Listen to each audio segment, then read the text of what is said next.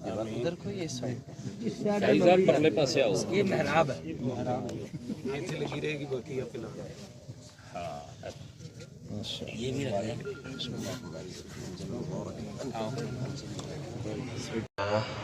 الذي بيده مقاليد الفرج والصلاة والسلام على صاحب الجبين الأبلج المبعوث بأقوم دين وأعظم منهج صلوات ربي وسلامه عليه وعلى آله وأصحابه السرج.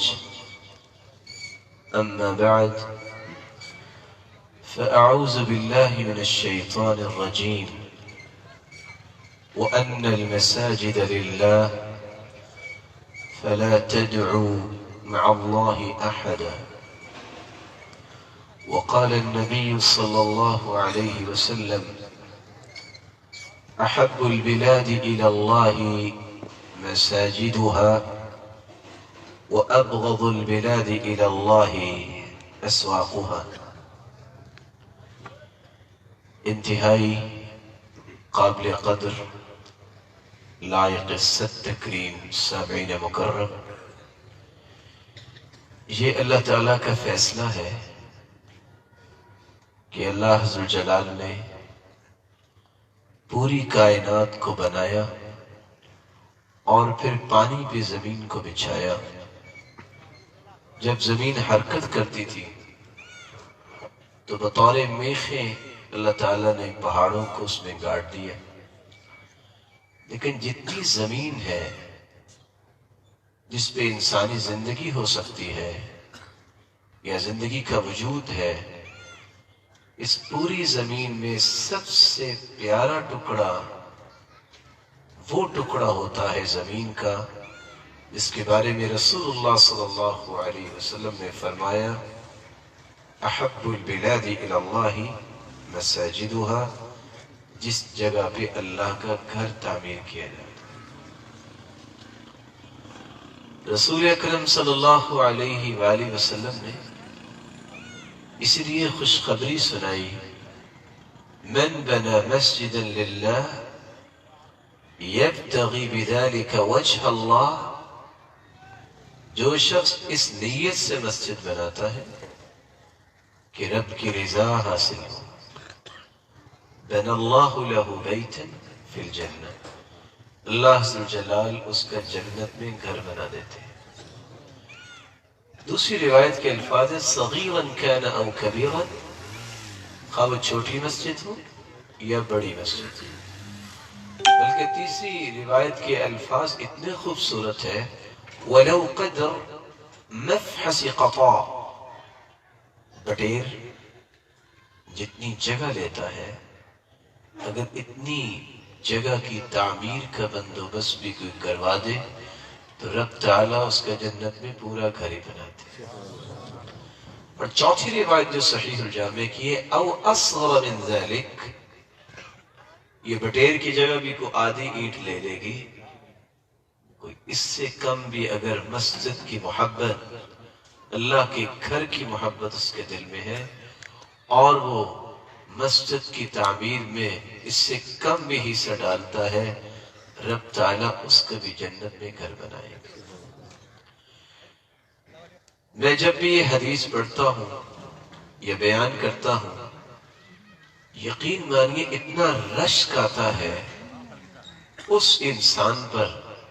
سلسلہ صحیحہ کی روایت ہے قیامت کے دن رب تعالیٰ پوچھیں گے این جیرانی، این جیرانی، میرے پڑوسی کدھر ہے؟ اللہ کے پڑوسی کوئی شخص نہیں بولے گا، جبریل کو ہی اجازت ملے گی اور جبریل ہی سوال کریں گے یا رب وَهَلْ يَنْبَغِي لِأَحَدٍ أَن يُجَاوِرَكَ، اے اللہ اب تو خالق ہے، مخلوق میں سے خالق کا پڑوسی کیسے کو بن سکتا ہے؟ وہاں جواب ملے گا این عمار المساجد، کہاں ہے مسجد تعمیر کرنے والے، مسجد آباد کرنے والے، بنانے والے؟ آج وہ میرے پڑوسی ہیں۔ میں نہیں جانتا کہ میرے محترم مکرم بھائی محترم میاں عقیل صاحب اور شکیل صاحب، اللہ تعالیٰ ان کو ایمان والی زندگی عطا فرمائے، لیکن اس حدیث کی روشنی میں یہ کتنے خوش نصیب ہیں، بختور ہیں کہ رب تعالیٰ نے ان سے فیصلہ کیا کروایا کہ وہ اللہ کا گھر بنائیں گے۔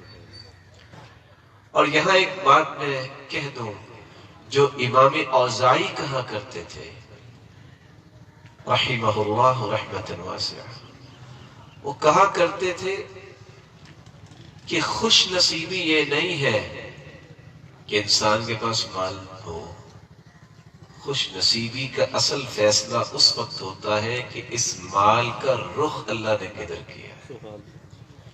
یہ مال کسی اور جگہ بھی لگ سکتا تھا، لیکن لگتا ہے کہ یہ مال اللہ عز و جلال کو پسند آ گیا، اس مال کی قیمت بن گئی، اور اللہ عز و جلال کا جو گھر آباد کرتا ہے اللہ عز و جلال ان کا جنت میں گھر آباد فرمائے۔ آپ صلی اللہ علیہ وآلہ وسلم نے صحابہ کو یہ حکم دیا تھا، خود صحابی بیان کرتے ہیں، امرنا رسول اللہ صلی اللہ علیہ وسلم ببناء المساجد في الدور وأن تنظف وتطير۔ ہمیں اللہ کے رسول صلی اللہ علیہ وسلم نے حکم دیا جہاں بھی آپ نے گھر بنانے ہیں سب سے پہلے اللہ کا گھر بنائیں، صرف بنائیے ہی نہیں بلکہ ان کو پاک صاف بھی رکھیے اور ان کو خوشبودار بنائیے۔ سیدنا عثمان رضی اللہ تعالیٰ عنہ نے جب مسجد نبی کی توسیع کی ہے اور اس کو خوبصورت بنایا تو کچھ لوگوں نے کہا کہ اللہ کے رسول نے تو اس سے منع فرمایا ہے کہ اتنی آرائش اور زیبائش کی جا رہی۔ تو سیدنا عثمان رضی اللہ تعالیٰ نے پھر صحابہ سے ایک سوال کیا، کون ہے وہ شخص جس نے یہ حدیث اللہ کے رسول سے سنی کہ جو اللہ کا گھر دنیا میں جتنا خوبصورت بنائے گا اتنا ہی خوبصورت اس کا جنت میں بنایا جائے گا؟ اور انہوں نے یہ دلیل پیش کی کہ میں اس لیے اللہ کے گھر کو اچھا بنا رہا ہوں کہ اللہ اس کے بدلے جنت میں اچھا گھر بنائے گا۔ اور مجھے مسجد نبی کا وہ قصہ یاد آیا جو ہمارے استاد بیان کیا کرتے تھے، آپ اس وقت دیکھتے ہیں اس کی زیبائش اور آرائش کو، کہ جب آج بھی باب عبد المجید کے نام سے، باب مجیدی کے نام سے ایک دروازہ معروف ہے، جب اس شخص نے آ کے توسیع کی تو اس نے جرف کے مقام پہ جو دنیا کے ٹاپر لوگ تھے تعمیر کرنے والے ان کو بسایا اور کہا کہ آپ کی تنخواہ آج سے شروع ہے، لیکن اس وقت تک میں نے آپ کو مسجد نہیں بنانے دینی جب تک آپ قرآن کے حافظ نہیں بنے۔ اور پھر یہ کہا کہ اینٹ آپ 5 لگائیں یا 10 لگائیں، صبح شروع کر دے، شام تک کام جتنا مرضی ہو، تم نے اترنا اس وقت ہے جب تک 5 سے 10 پارے پڑھ لینے ہیں۔ یہ بڑی سعادت کی بات ہے، اللہ عز و جلال جس کو یہ سعادت نصیب فرمائے۔ خوش نصیب ہے وہ لوگ جن کی زمینوں کو اللہ نے قبول کیا، خوش نصیب ہے جن کو ڈائریکشن اللہ تعالیٰ نے دی کہ ان کی سوچ میں یہ اللہ تعالیٰ نے خیر ڈالی کہ ہم نے مسجد بنانی ہے۔ اللہ عز و جلال کے پیارے پیغمبر نے یہ جو خوشخبریاں دی ہیں، اللہ تعالیٰ ہم سب کو اس کی توفیق عطا فرمائے۔ بعض چیزیں انسان کے لیے ایک موٹیویشن بن جاتی ہے، میری آنکھوں سے وہ منظر غائب نہیں ہوتا جب ایک شخص کے پاؤں اکھڑے اکھڑے وہ چل کے آیا اور آپ سوچ نہیں سکتے گنتی کے اس نے چند 100 دینار پیش کیے ایک شخص کو کہ کسی طریقے سے مسجد بنا دے۔ نئی مسجد بن سکتی، کہیں بن رہی ہے تو میرا حصہ ڈال دے۔ میں نے سنا ہے کہ اگر کوئی اتنی بھی تعمیر مسجد کی کر دے تو اللہ اس کا جنت میں گھر بنا دیتے ہیں۔ تو ایسی صلاحیتیں اللہ تعالیٰ عطا ان کو کرتے ہیں جو اللہ کی پسندیدہ لوگ ہوتے ہیں۔ میں اپنی بات کو مختصر کرنا چاہوں گا، ایک گھر تو جنت میں بنانے کا طریقہ یہ ہے کہ آپ مسجد بنائیں. میں چاہتا ہوں کہ کم از کم کوئی کالونی بن جائے. اس کے لیے چند اعمال اور پیش کر دیتا ہوں. حدیث میں آتا ہے من صلى 12 ركعة في يوم وليلة بني له بيت في الجنة. دن اور رات میں 12 رکعتیں جو پڑھ لیتا ہے، 4 قبل الظهر وركعتين بعدها وركعتين بعد المغرب وركعتين بعد العشاء وركعتين قبل صلاة الفجر. 4 ظہر سے پہلے، 2 ظہر کے بعد، 2 مغرب کے بعد، 2 عشاء کے بعد اور 2 فجر کی نماز سے پہلے. دوسری روایت میں آتا ہے من غیر الفریضہ، یہ فرض نہیں ہے، یہ سنتیں ہیں. یہ 12 رکعتیں جو پڑھ لیتا ہے رب تعالیٰ اس کا بھی جنت میں گھر بنا دیتا ہے. آپ صلی اللہ علیہ وسلم کا فرمان ہے من قرأ سورة الإخلاص 10 مرات بنى الله له بيتا في الجنة. معاذ بن انس رضی اللہ تعالی عنہ سے مروی ہے کہ ایک شخص سورۃ الاخلاص، کتنی مبارک کتنی پیاری یہ سورت ہے، پوری توحید کا یہ ایک خلاصہ ہے، جو 10 مرتبہ سورۃ الاخلاص پڑھ لیتا ہے رب تعالی جنت میں اس کا بھی گھر بنا دیتا ہے. اور یہاں میں رک کے دعا کروں گا اللہ ہمیں ان لوگوں کی صف میں کھڑا فرما جو قرآن کو پڑھنے والے ہیں. یہ نہ ہو کہ 40 والیوم کی کتابیں تو میرے پاس لا کی پڑھی ہوں اور مجھے سورہ اخلاص پڑھنی نہ آئے. یہ بہت بڑی شرمندگی کی بات ہے. رسول اکرم صلی اللہ علیہ وسلم کے پاس شکایت پہنچ گئی. ایک صحابی جب یہ سورت پڑھتے ہیں تو 7 سورۃ الاخلاص پڑھتے ہیں. پوچھا پڑھتے ہو؟ کہ اللہ کے سور مجھے پیاری بڑی لگتی ہے، محبت بڑی ہے. کہ حبک ایاہا یدخلک الجنہ، تیری اس محبت کی وجہ سے اللہ تمہیں جنت میں داخل کر دے. تو تیسرا طریقہ جنت میں گھر بنانے کا ہے کہ آپ سورۃ الاخلاص 3 مرتبہ پڑھیں. رسول اکرم صلی اللہ علیہ وآلہ وسلم نے چوتھا طریقہ بیان کیا ہے من سد فرجہ بنى اللہ له بیتا فی الجنہ ورفع له بها درجہ. اللہ تعالیٰ کی رحمت کی اتنی وسعتیں ہیں کہ میری اور آپ کی عقل وہاں تک سفر ہی نہیں کر سکتی. یعنی اللہ تعالیٰ کو محبت اور پیار اور احترام اور اجتماعیت پسند کتنی ہے کہ صرف نماز پڑھتے وقت آپ پاؤں کے ساتھ پاؤں ملا لیں، کوئی خلا باقی نہ بچے. تو یہ کیفیت اللہ کو اتنی پسند ہے کہ اللہ ذو الجلال اس کا جنت میں گھر بنا دیتے ہیں. آپ صلی اللہ علیہ وسلم کے معجزات میں سے بہت سارے معجزات ہیں. جس طرح آپ کی مبارک آنکھیں تھی جن سے آپ دیکھا کرتے تھے نماز کی حالت میں، مثل زر الحجلہ، کبوتری کے انڈے کی طرح 2 مبارک کندھوں کے درمیان مہر نبوت تھی. آپ نماز کی حالت میں مہر نبوت سے بھی دیکھا کرتے تھے صحابہ. اور آپ نے فرمایا انی اراکم من وراء ظہری، میرے صحابہ میں تمہیں دیکھتا ہوں جب تمہارے پاؤں میں کوئی فاصلہ ہو جاتا ہے تو شیطان بکری کے بچے کی طرح آ کے کھڑا ہو جاتا ہے. اور میں حیران ہوں کہ ایک نہیں 10 الفاظ آئے ہیں. اللہ کے رسول صلی اللہ علیہ وسلم نے صف بندی کے بارے میں جو حکم دیا ہے، اور صحابی کے لفظ کیا ہے؟ كان احدنا يلزق قدمه بقدم صاحبه ومنكبه بمنكب صاحبه. ہر ساتھی، ہر صحابی اپنے ساتھی کے پاؤں کے ساتھ پاؤں چپکا لیا کرتا. لزقہ اور لصقہ آج بھی اس بڑی ٹیپ کو کہتے ہیں جس کے ساتھ ہم کسی چیز کو ہم بند کرنا چاہتے ہیں. نہ جانے کہاں سے یہ بات آئی کہ 4 انگلیوں کا فاصلہ آنا چاہیے، چلو ایک بلش بھی دور ہو جائیں.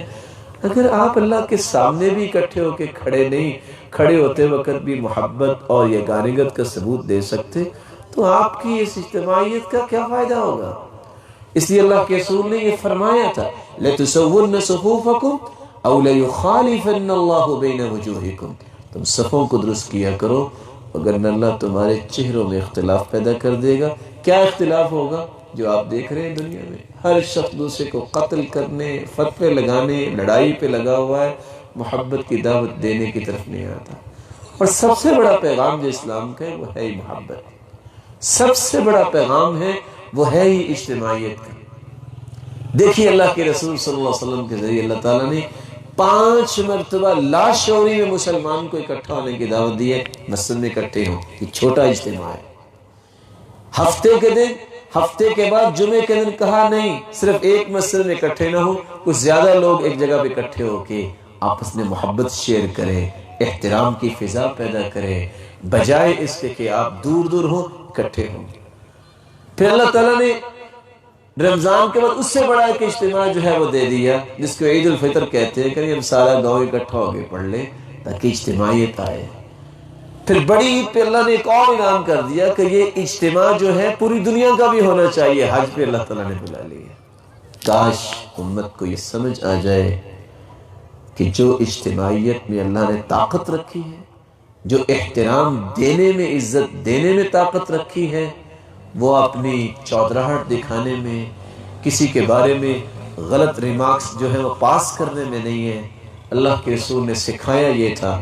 عدی بن حاتم کو سامنے کھڑے انسان نے گالی دی، یہ تربیت یافتہ تھے ان ہاتھوں سے جس جیسے ہاتھ اللہ نے پیدا نہیں کیے۔ تو عدی بن حاتم مسکرا کے کہتے ہیں غلام سے، جلدی سے جاؤ، اس سے پوچھو آپ کھانا پسند کریں گے، میں آپ کی خدمت میں کھانا پیش کروں، یا میں آپ کو کیسے خوش کر سکتا ہوں۔ اور کس طرح یحییٰ بن معاذ کو گالی دینے والے نے گالی دی اور مسکرانے لگ گئے۔ کہتے لما لم ترد علیہ، آپ جواب کیوں نہیں دے رہے اس کو؟ تو کہتے ہیں فلماذا تعلمت اذن، اگر میں نے گالی کا جواب گالی سے دینا تھا تو پھر میں نے دین کیوں پڑھا، میں نے علم کیوں سیکھا۔ یہ بہت بڑی ایک کیفیت ہے ان لوگوں کی جو اللہ نے ان کو عطا کی تھی۔ میں آپ سے بھی گزارش کروں گا، کچھ نہیں بگڑے گا، اور میری تو سمجھ سے باہر ہے کہ یہ حدیث کہاں ہے، مجھے کہیں مل جائے، اینٹ کا جواب پتھر دو، پتہ نہیں کس آیت کا ترجمہ ہے، پتہ نہیں کس حدیث۔ ہو سکتا ہے آج کل ریسرچ ہو رہی ہے، کوئی نئی حدیث نکل ہی آئی ہو، لیکن بتانا چاہیے، بندہ اس کو فالو کرے۔ یہ تو ہم نے پڑھا ہے کہ اللہ کے رسول نے گالیاں کھا کے بھی دعائیں دی ہیں، لیکن یہ ہم نے تو نہیں آج تک سنا۔ ہو سکتا ہے ہمارا بھی علم کون سا کامل ہے، ہم بھی تو 2-4 لفظ سے سیکھے ہیں، لیکن بڑے اساتذہ کے پاس بھی ہم بیٹھے ہیں۔ مدینہ یونیورسٹی میں وہاں سنا، بڑے بڑے جو ہیں وہ جہابزہ بیٹھے ہیں، پہاڑ ہیں علمی، کسی نے سنائی نہیں ہے۔ اس سے پتہ چلا کہ یہ ایک بناوٹی بات ہے، اس کے پیچھے امت لگی ہوئی کہ اینٹ کا جواب پتھر دینا چاہیے۔ اللہ کے رسول کو تو پتھر بھی پڑے، تو آپ صلی اللہ علیہ وسلم کے پاس تو اللہ نے فرشتہ بھی بھیجا۔ ان شئت ان اطبق علیہم الاخشبین، اللہ کے پیارے پیغمبر اگر آپ چاہیں 2 پہاڑوں میں پوری بستی کو پیس کے رکھ دوں، فرمایا نہیں۔ انی لارجو ان یخرج اللہ من اصلابہم من یعبدون، میں تو اس نظریے سے کام کر رہا ہوں، یہ نہیں مانتے۔ پھر کیا ہوا؟ ان کی پشتوں سے نکلنے والی اولاد جو ہے اللہ کے سامنے سجدہ ریز ہوگی۔ اس لیے میرے بھائیوں، صف بندی، اجتماعیت، اس سے بھی انسان کو جنت میں گھر ملتا ہے۔ رسول اللہ صلی اللہ علیہ وسلم نے ایک ہی حدیث میں 4 ایسے طریقے بیان کیے جس سے اللہ جنت میں گھر دے گا، اور گھر بھی کیسا دے گا؟ میں ابھی نقشہ دیکھ رہا تھا تو مجھے بڑی خوشی ہو رہی تھی، اور حدیث کہتی ہے ان فی الجنت لغرفا یری ظاہرها من باطنها وباطنها من ظاہرها، جنت میں اللہ کرسٹل کے گھر بنائے گا۔ آپ کہیں گے کرسٹل کیا مطلب؟ کرسٹل سے کیا مراد؟ جنت کے اس گھر میں بیٹھے پوری جنت کا نظارہ آپ کر رہے ہوں گے، اور آپ جنت میں کہیں بھی جائیں گے آپ کو اپنے گھر کا ایک ایک کونا نظر آ رہا ہوگا۔ سب سوچ میں پڑے ہوں گے کہ یہ جنت میں کدھر جائیں گے۔ آپ کے علم میں ہونا چاہیے، صحیح مسلم کی روایت ہے، جنت میں جمعہ بازار لگے گا، جنت میں جمعہ بازار لگے گا۔ جنتی جائیں گے، جب واپس آئیں گے تو حوریں کہیں گی لقد ازددتم حسنا وجمالا، وہ کہاں سے آئے ہو؟ تمہارا تو حسن اور دوبالا ہو گیا۔ تو وہ کہیں گے تمہارا گھر بیٹھے ہی حسن دوبالا ہو گیا۔ جنت کے یہ گھر، صحابی پوچھتے ہیں یا رسول اللہ اعدہ اللہ لمن، یہ کس کے لیے کرسٹل کے گھر ہے؟ آپ نے 4 کام بتائے۔ لمن الان الکلام، جس کی زبان میں نرمی آ جاتی ہے۔ لمن افشى السلام، جو سلام کو عام کرتا ہے۔ وتابع الصيام، جو روزہ رکھنے کی عادت اپنا لیتا ہے۔ پیر کا بھی روزہ، جمعرات کا بھی روزہ، ایام 20 کے بھی روزے، اور آخری بات کیا فرمائی؟ وَصَلَّى بِاللَّيْلِ وَالنَّاسُ نِيَامٌ، جب لوگ سو رہے ہوں تو جو تہجد کے لیے کھڑا ہو جاتا ہے۔ کتنے معمولی سے 4 کام ہیں، زبان کی نرمی، سلام کو عام کرنا، روزہ رکھنا اور تہجد پڑھنا۔ اور یہاں میں ایک راز سے پردہ اٹھا دوں، بہت سارے سوالات بھی ہوتے ہیں، ہو سکتا ہے آپ میں سے کوئی سوال نہ کرتا ہو لیکن کسی تکلیف میں وہ اللہ تعالیٰ محفوظ فرمائے مبتلا ہو۔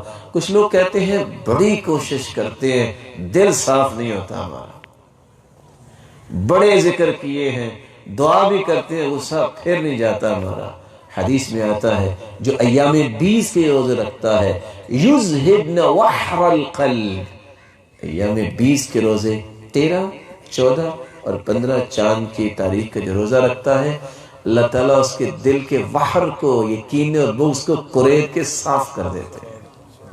اس علاج کو اختیار کیجیے، ویسے بھی روزہ علاج ہے۔ علیک بالصوم فإنہ لہ وجاء ای علاج، یہ بہت بڑا ایک علاج ہے۔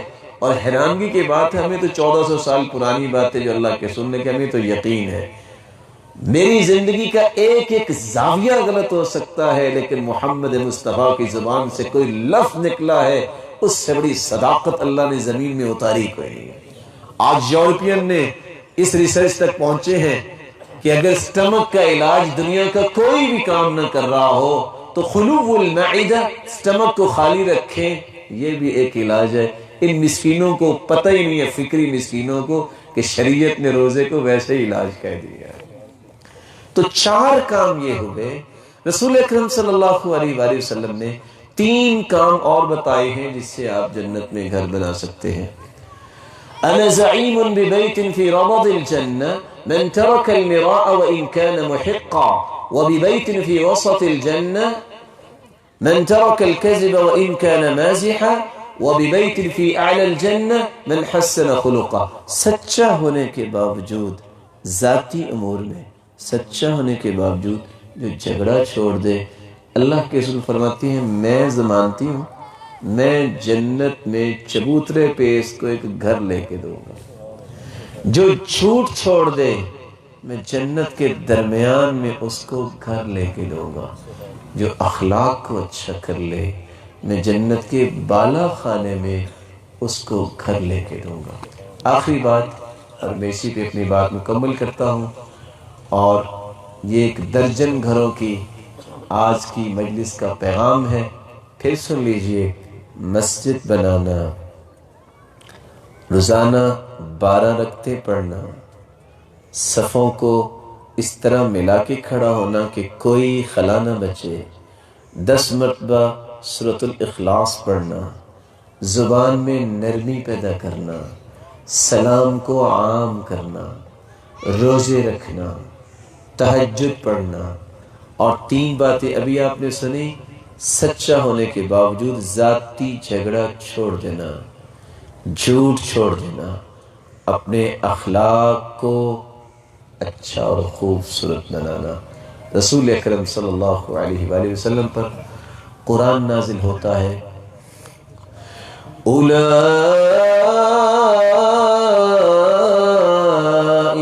يجزون الغرفة بما صبروا ويلقون فيها تحية وسلاما خالدين فيها حسنت مستقرا ومقاما۔ جب جنت میں بالا خانے دیے جائیں گے تو ساتھ اس کی اللہ تعالیٰ نے توجیہ بیان کیا، یہ بلند و بالا جنت میں جو مقام ملے گا۔ کیوں؟ یہ شخص صبر کیا کرتا تھا، ٹالریٹ کرتا تھا، لوگوں کے تانے، لوگوں کی باتیں، لوگوں کی گالیاں، کوئی کردار کشی کر رہا ہے، کوئی کچھ کر رہا ہے، کہتا ہے کچھ نہیں، میں اس کا اجر لوں گا۔ اور عائشہ اور ترماح 2 شاعر تھے، وہ بیٹھے بیٹھے ایک دوسرے سے کہتے ہیں یار تم بھی شاعر ہو میں بھی شاعر ہوں، تجھے لوگ ہاتھوں پہ اٹھاتے ہیں، میری کوئی بات نہیں سنتا، کیا کرتے ہو؟ کہتے ادھر آؤ، اس کی انگلی پکڑ کر اس نے منہ میں ڈال لی، تھوڑا سا اس کو دبایا، اس نے چیخے چھوڑ دی، اس نے وہ نکال کے اپنی انگلی اس کے منہ میں دی۔ اس نے خیر بدلہ بھی لینا تھا، چپ کر کے بیٹھ رہے۔ جب اس نے انگلی چھوڑی نا، کہتا ہے تیرے میرے میں یہ فرق ہے، تیرے اندر برداشت نہیں ہے۔ لیڈرشپ اس شخص کو نصیب ہوتی ہے جو ٹالریٹ کرنا جانتا ہے، جس کے اندر یقین ہوتا ہے کہ میرا رب مجھے ضائع نہیں کرے گا۔ ان اللہ لا یضیع اجر من احسن عملا، اللہ عز و جلال کبھی کسی آدمی کے اچھے عمل کو ضائع نہیں کرتے۔ آپ کے علم میں ہونا چاہیے کہ دنیا میں جو دانش مند ہے، کوئی ڈیرے والا ہے، کوئی آفیسر ہے، وہ سمجھتا ہے کہ میں نے جو بات کی مجھے اس پر پہرا دینا ہے۔ اللہ سے بڑھ کے کون سچا ہو سکتا ہے؟ اللہ کیسے ضائع کریں گے؟ جو اللہ کا بن جائے اللہ اس کو کیسے ضائع کریں گے؟ اللہ کے وعدے سچے ہیں۔ اس لیے زندگی کے ایام میں تلخیاں بھی آتی ہیں، جہاں شہنائیاں گھروں میں اور ماحول میں بج رہی ہوتی ہیں، وہاں کچھ غم بھی ہوتے ہیں۔ ان کو برداشت کرنا اس حدیث کی روشنی میں، ان من ورائکم زمان صبر، ایسا وقت آنے والا ہے میرے صحابہ جہاں صبر کرنا پڑے گا۔ کیسا صبر؟ کالقابض علی الجمر، صبر کرنے والا ایسا ہوگا جیسے ہاتھ میں انگارہ پکڑا ہوا۔ اور آپ کہیں نا میں انگارہ ہاتھ میں ہو تو نیند کیسے آئے گی، کیسی تکلیف ہوگی؟ لیکن للمتمسک فی، پھر بھی جو ڈٹ جائے دین پہ، نماز نہیں چھوڑوں گا، توحید پہ آنچ نہیں آنے دوں گا، میں مسلمانوں کی خیر خواہی نہیں چھوڑوں گا، میں قرآن کو نہیں چھوڑوں گا، میں بدعت کے قریب نہیں جاؤں گا، میں سنت کی حفاظت کروں گا۔ للمتمسک، ڈٹ جائے، مضبوط ہو جائے۔ خوشخبری کیا ہے؟ للمتمسک فی اجر 50 شہیدا، میرے صحابہ 50 لوگ اپنی جان کا نذرانہ پیش کریں، جتنا مقام و مرتبہ ان کو نصیب ہوگا، ایسے ماحول میں دین پہ صبر کرنے والا، ٹالریٹ کرنے والے کو اتنا اجر ملے گا۔ صحابی نے فٹ سوال کر دیا، منا او منہم، اس دور کے 50 لوگ یا ہم میں سے؟ صحیح الجامع کے الفاظ کیا ہیں؟ اجر 50 شہیدا منکم، میرے صحابہ تم میں سے کوئی 50 اگر شہادت کے مرتبے پہ فائز ہو، جتنا مقام ملے گا فتنے کے دور میں جو دین پہ ڈٹ جائے گا، اللہ اتنا مقام اسے عطا کرے گی۔ میں ایک مرتبہ پھر دعا گو ہوں اپنے بھائی محترم قاری بلال صاحب کے لیے، اللہ ان کو ہر قسم کی بیماری سے محفوظ فرمائے، اللہ تعالیٰ ان کی جہود کو مبارک بنائے اور ان سے اور زیادہ کام لے۔ وَنَفَعَ اللَّهُ بِهِ الْأُمَّةَ الْإِسْلَامِيَّةَ، اللہ تعالیٰ ان کے ذریعے امت کو نفع دے۔ اور میرے بھائی محترم عقیل صاحب اور شکیل صاحب، اللہ عز و جلال ان کے جنت میں اسی طرح گھر آباد کرے جس طرح انہوں نے اللہ کے گھر آباد کرنے کی ٹھان لی ہے۔ اور جتنے یہ روشن چہرے بیٹھے ہیں، رب تعالیٰ ان چہروں پہ جہنم کی آگ کو حرام قرار دے، اور جس طرح اللہ کے گھر کے لیے جمع ہے، اللہ عز و جلال سب کو اپنی اولادوں، اپنے والدین اور رشتہ داروں کے ساتھ جنت الفردوس میں جمع فرمائے، اور اپنے محبوب کی رفاقت نصیب فرمائے، اور اپنے دیدار کا مستحق بنائے۔ وآخر دعوانا الحمدللہ رب العالمین۔